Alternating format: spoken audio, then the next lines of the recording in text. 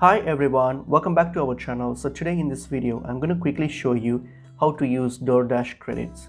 So let's get into the video. So firstly, open up Doordash and log into your Doordash account.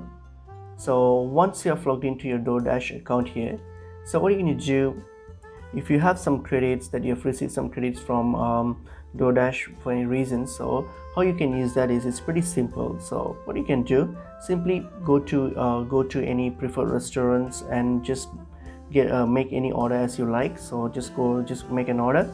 So once you make an order, so if you go to your account page here, so click on your accounts page and then scroll down, and then you go to select payment methods, and then when you select payment methods, under your Doordash credit here you will see all your Doordash credit details here. Since I don't have any credits, it's 0. So once you have some credits here, all you have to do is simply go to any restaurants, your preferred restaurant, make an order, and then when you make an order and then you get to the payments page there, when you check out, so under the payment page, what will happen is if you have sufficient credits to cover the entire order, then your Uber credits will be automatically applied to that order.